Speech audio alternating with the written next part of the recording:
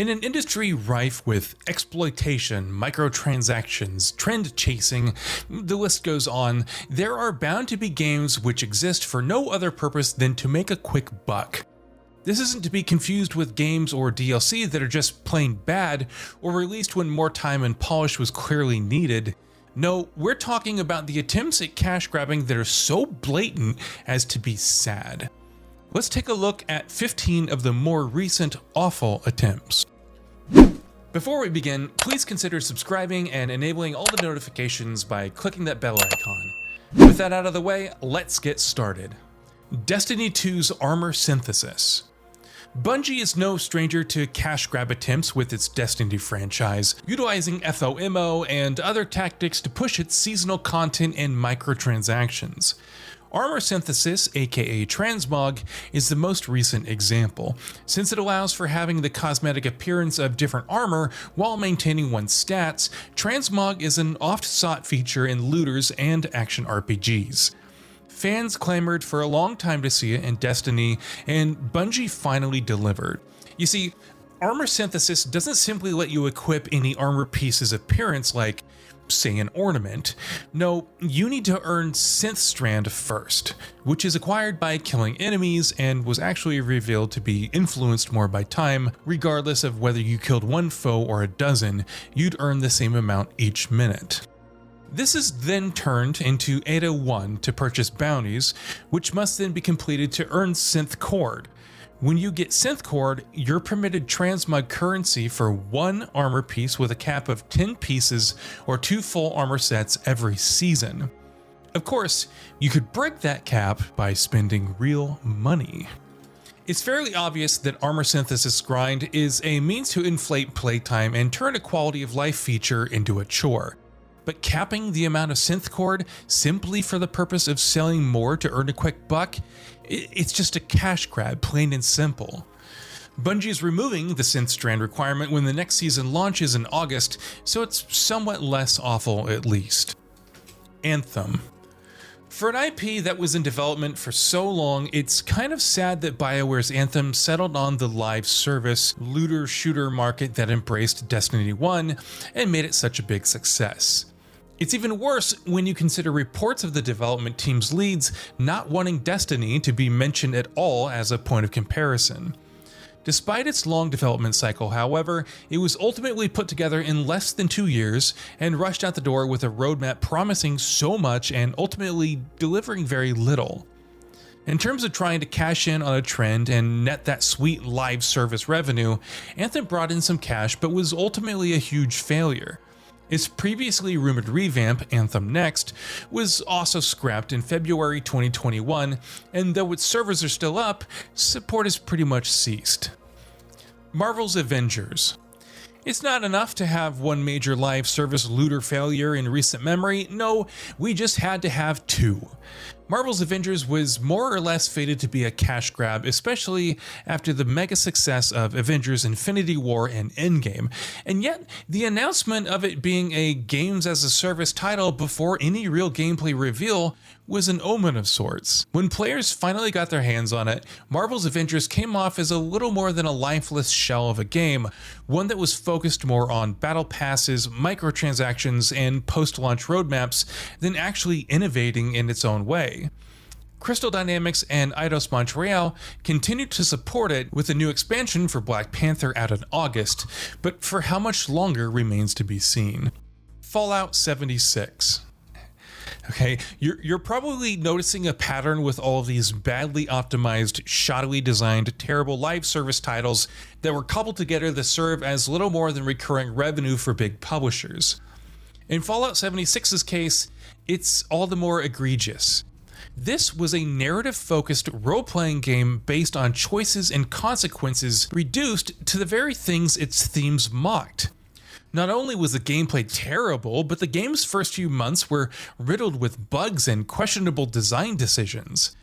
Bethesda has managed to improve it over the years, but its monetization, whether it's having private servers locked behind a Fallout First subscription or monetizing quality of life improvements, continues.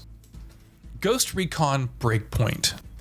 For all the backlash that Ghost Recon Wildlands received before and just after launch for taking the series' trademark tactical stealth gameplay and dumping it into yet another Ubisoft open world, it actually garnered a strong following. It also didn't hurt that the development team steadily improved on the experience, adding new content, a solo option, and tougher difficulties for the hardcore. Of course, it just had to throw away all that goodwill with Ghost Recon Breakpoint. Not only was the open world much worse in comparison, but the addition of live service and looter-shooter elements, including a social hub, gave way to heaps of microtransactions, whether it was for skill points, cosmetics, or new weapons. It was abundantly clear that all of this was meant to cash in on the live service looter-shooter success of games like The Division, instead of delivering a compelling follow-up that stuck to the original strengths.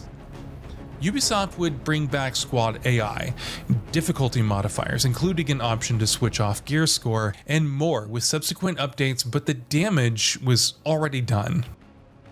FIFA 21 Legacy Edition.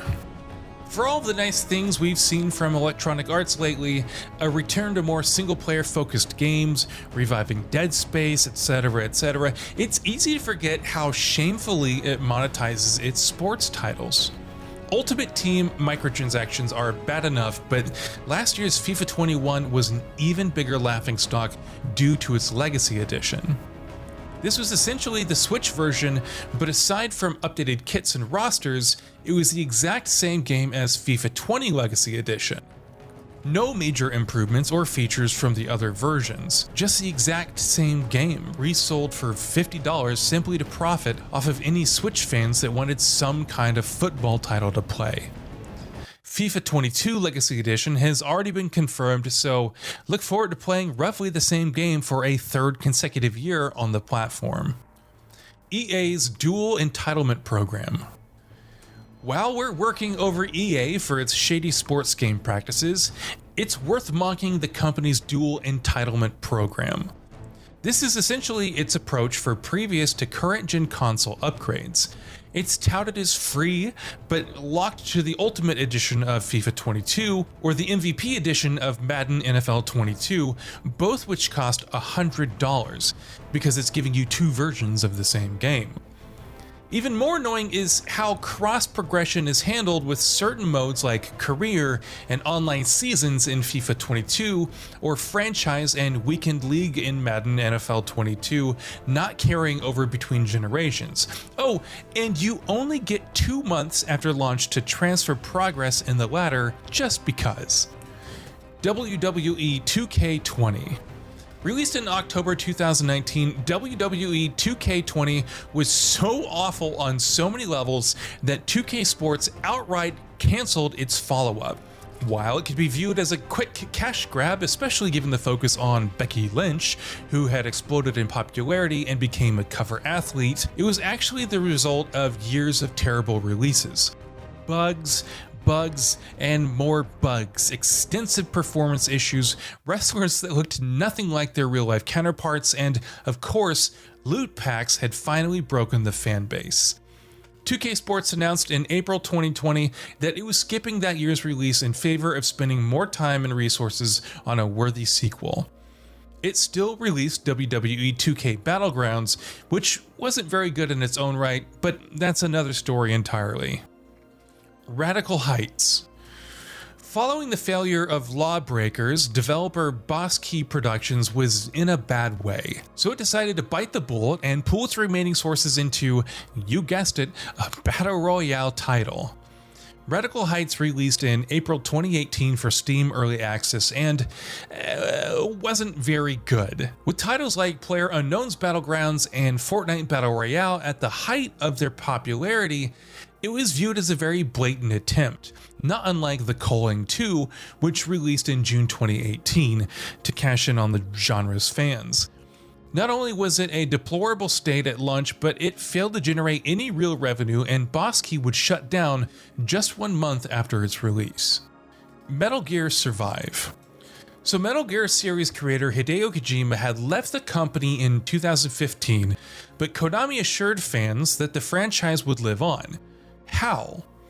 Why, with Metal Gear Survive, a spin-off that focused more on survival, resource gathering, base building, and zombies. Sorry, Wanderers. Because if there were any games that were still trendy and worth ripping off for easy money, it was the DayZ and H1Z1 titles of the world. Metal Gear Survive would be reviled by its fans and performed poorly, both critically and commercially. Konami hasn't pushed any more cheap spin-offs to make a buck or two off of since the IP, so the game's failure had at least one thing going for it. Super Mario 3D All-Stars. When rumors began circulating of a remastered collection of 3D Mario platformers for the Nintendo Switch, everyone was excited. The actual reveal of Super Mario 3D All-Stars was pretty sobering because of little to no improvements or changes for each of its titles, not to mention the lack of Super Mario Galaxy 2. Whatever enthusiasm was left, Nintendo quickly stifled it by announcing that the collection would be purchasable for a limited time. What was the reason behind this, other than inducing the fear of missing out to drive sales for the fiscal quarter? Super Mario 3D All-Stars was already guaranteed to be a success, but the fact that Nintendo pulled this tactic as a means to boost sales anyway felt pretty scummy. The Legend of Zelda Skyward Sword HD locking fast travel to AMIIBOS.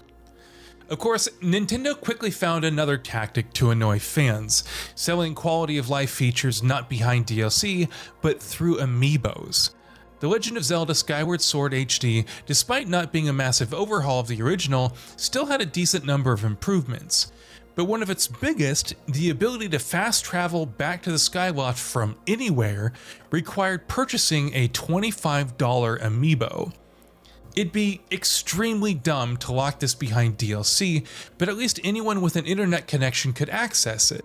Amiibos, which are harder to find and not as easily accessible, has just the pits.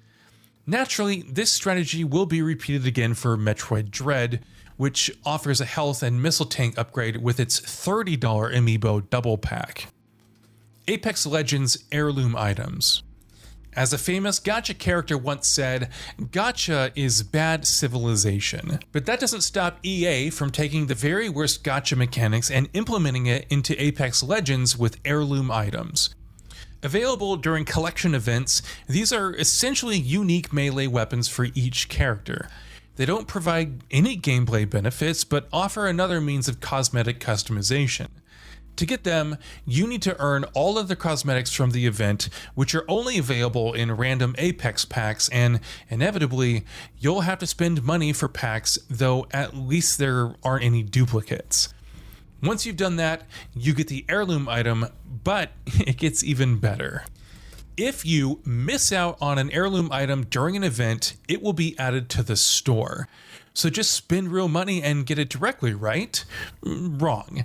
You need to collect heirloom shards, which have a less than 1% chance of dropping from Apex packs. Each drop contains 150 shards though, which is enough to buy one heirloom item.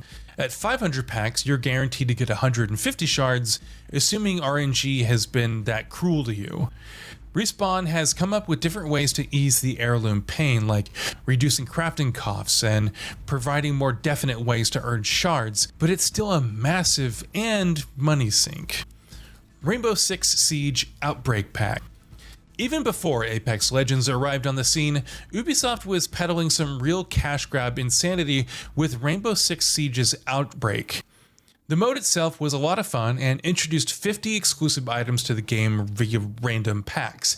You receive 4 packs for free, 10 if you bought the game's Advanced Edition, so clearly you'd just grind the mode out for more, right?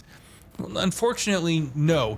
You see, you had to purchase the packs separately to get the cosmetics, and they were only available one other time in the game's history.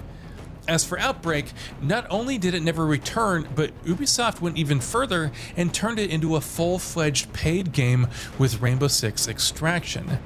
And you just know it's going to have its own microtransaction nonsense. Code Vein's Season Pass. Initially, Code Vein was considered as little more than Anime Souls. However, it actually managed to deliver a good combat system, interesting environmental exploration, and a unique presentation.